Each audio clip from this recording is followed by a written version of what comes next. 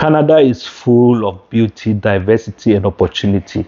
But whether you are coming as a newcomer, student, or visitor, there are a few things that you definitely don't want to do.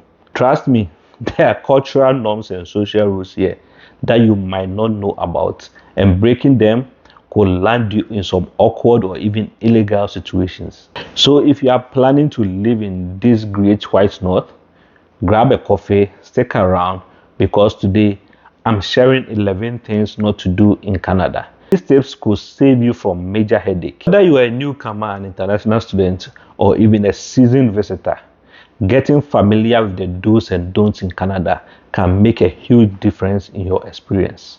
In this video, we'll be covering 11 key things that you should never do in Canada.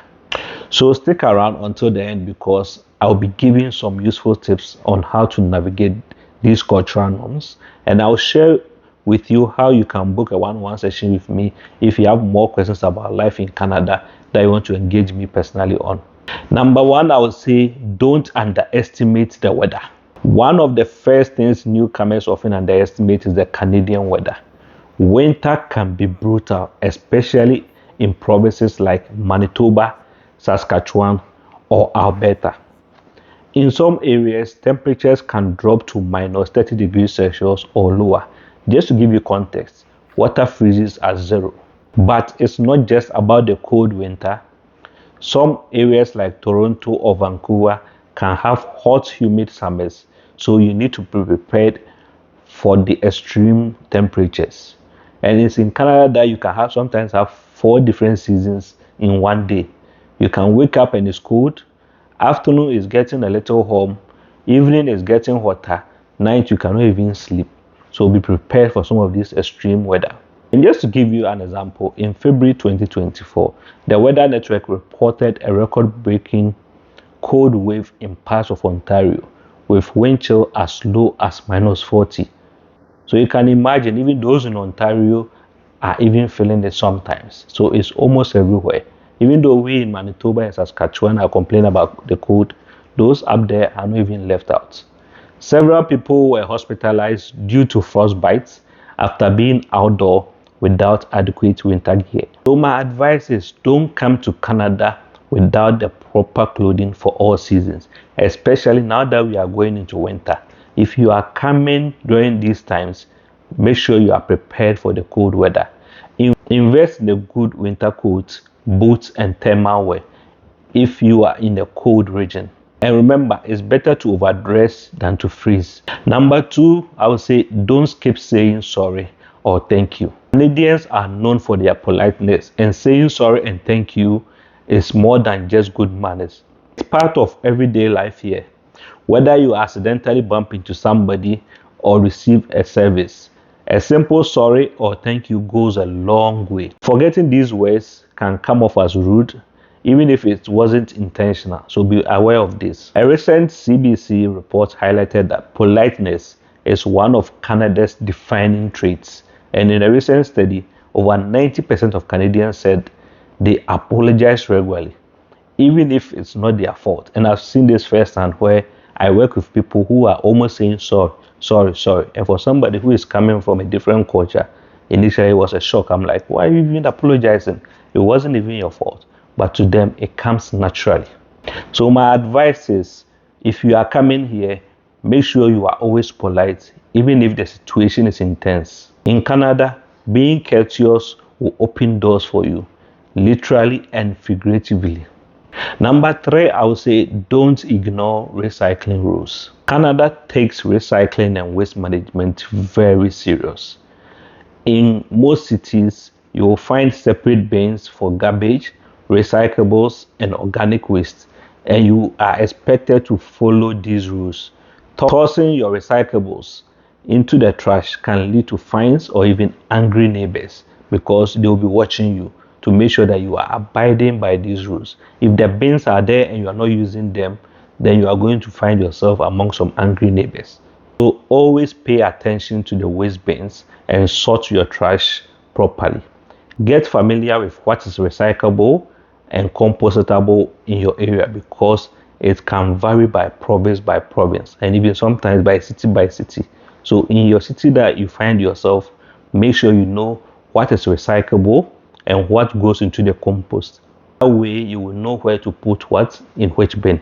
Number 4, I would say don't rely heavily on public transportation outside major cities. If you are moving to a major city like Toronto, Montreal, or Vancouver, you can usually get around with public transportation.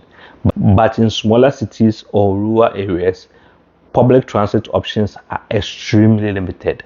Buses might run a few times a day or not at all, sometimes even on weekends. So you can just imagine if it's not running, how do you move around? And if it's just running just a few times a day, how do you move around? That's what I'm saying. Don't rely too much on public transportation if you are going sometimes outside most of these big cities and you are moving to a much smaller city or town. So there was a report highlighting how people in areas even in Ontario were facing transit challenges by people living sometimes in rural Ontario. So even though they are living in Ontario, they happen to find themselves in rural Ontario, where some of these areas only have one bus route and others have no bus transport at all. So just because you are going to Ontario, do your research. It doesn't mean that you are going to have access to the full public transport. It's possible where you are, there might be one bus route, and as a result, relying on the public transportation might not be the best option for you. So if you plan to live outside a major city, consider getting a car. I always say getting a car is not always a liability. You speak to newcomers and sometimes people will tell you, oh, getting a car is a liability. Make sure you understand what is an asset and what is a liability. The fact that you are spending money on it and somebody is telling you that when you buy a car, it depreciates, doesn't mean that to you it's a liability. People buy cars here and it becomes an asset to them because it helps them to make money, or it helps them sometimes to get back time for themselves to focus on other things because they don't have to wait and stand at the bus stop waiting for a bus. I always say getting a car sometimes can save you a lot of time and frustration. I remember myself personally before I started driving, sometimes taking a bus, a place where it would take you 5 minutes to get to, you have to ride the bus, wait for the bus for 15 minutes or 10 minutes, ride it for 20 minutes just to get there. And it might take you about an hour or an hour and a half just to get to the same place that it would take somebody 5 minutes to get to because it's driving. And that's 1 hour that you can never get back. Research your public transport or routes. And if you decide to even go with the public transport, make sure you research your public transit routes ahead of time to see if it meets your needs before you even get to the city.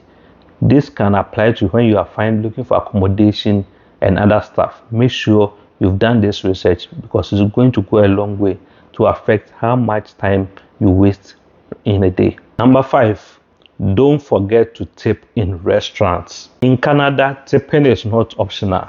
It is actually expected. While the base pay for service might seem fair, they rely on tips to make a living.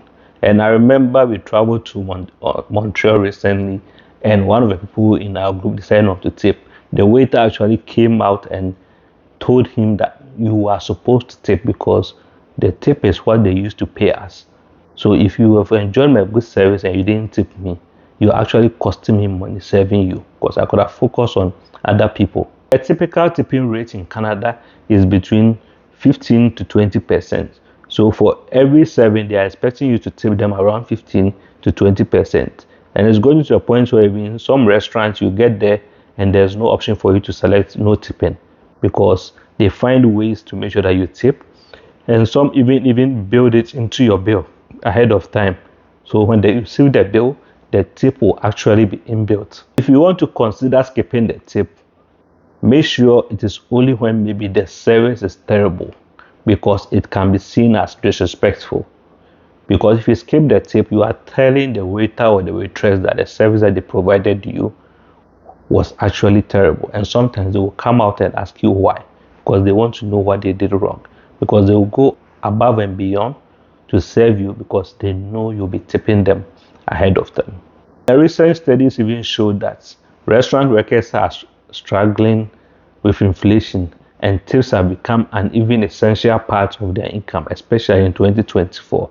So if it's an essential part of a person's income, if you decide to tip, trust me, you might not want to come back to that restaurant again because if you are going to frequent there, nobody might even want to come your way because they know that you are not going to tip, and you don't want to be the guy that never tips when they serve you. Advice is always make sure that you budget for tips when dining out. So if you are planning to spend $100 on your meal, know that about 15 or 20 will be going to tipping. So plan for that one ahead of time.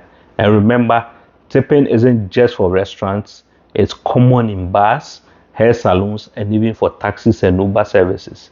When they drop you off, they'll be waiting for the app to tell them that you tipped. If they drop off your food, they're actually expecting you to send them a tip for that service that they provided for you.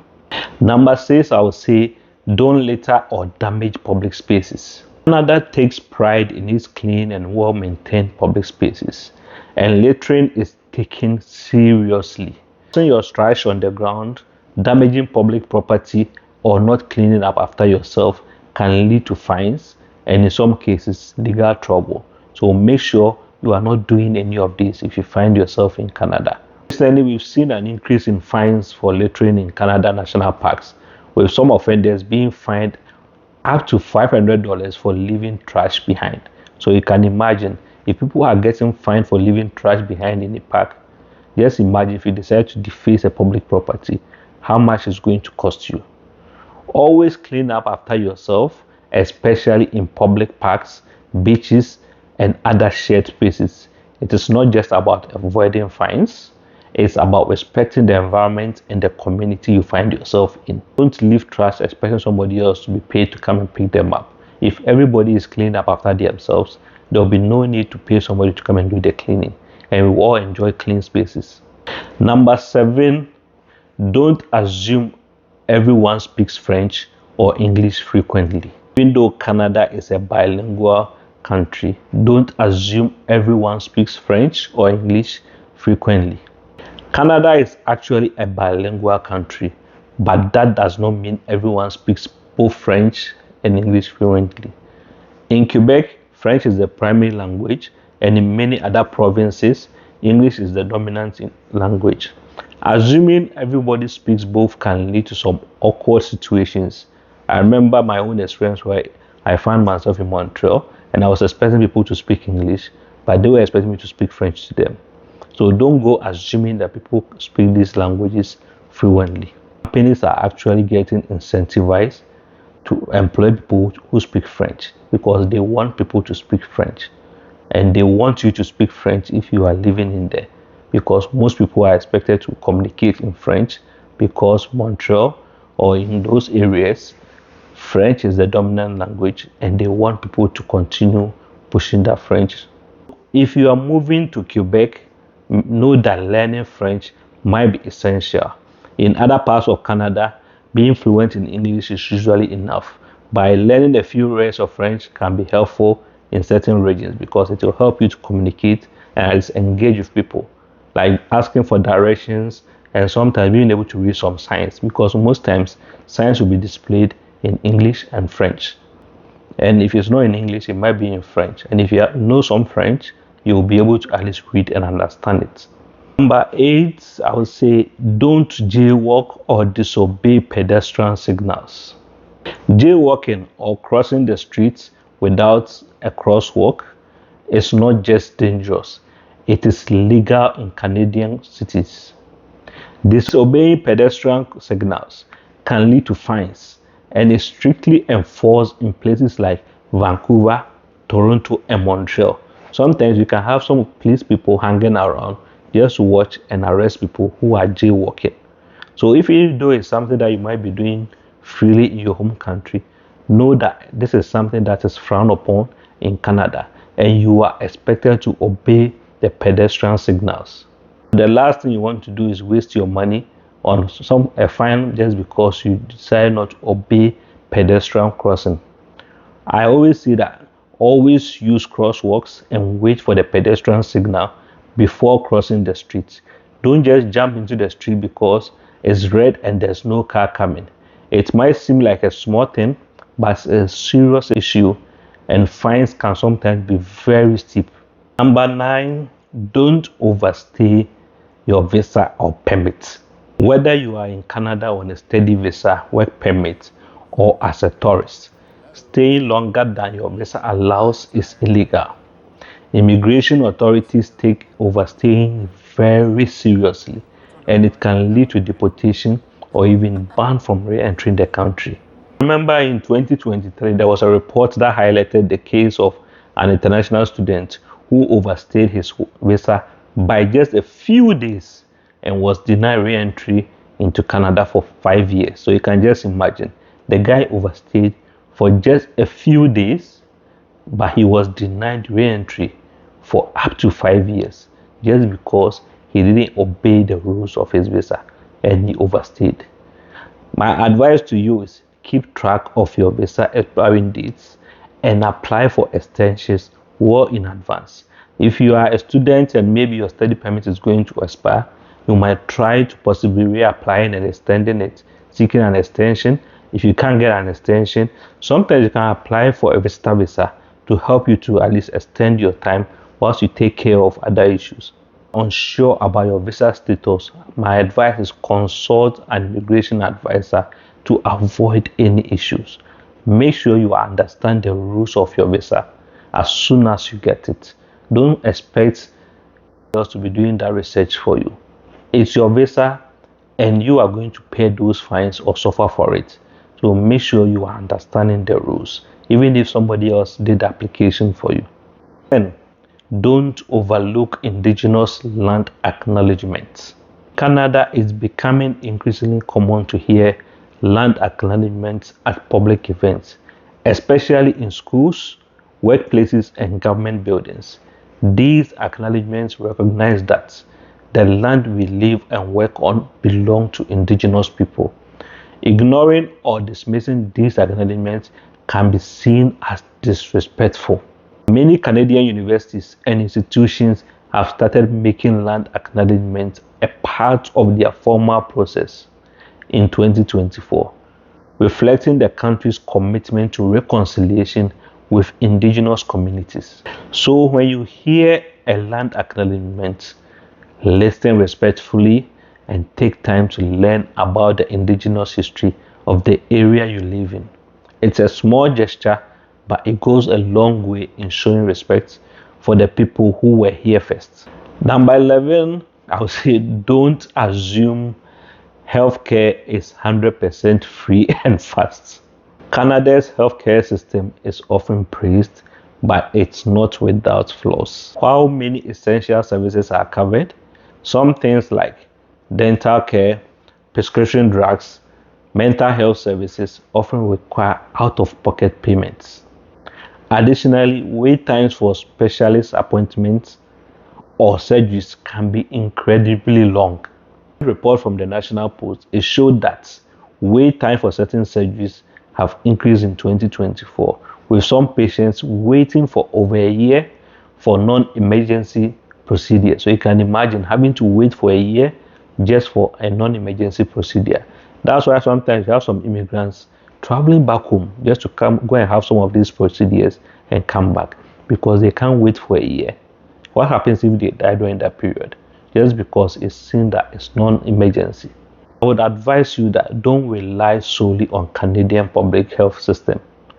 Make sure you have your private insurance to cover the things that aren't included, like dental or vision care.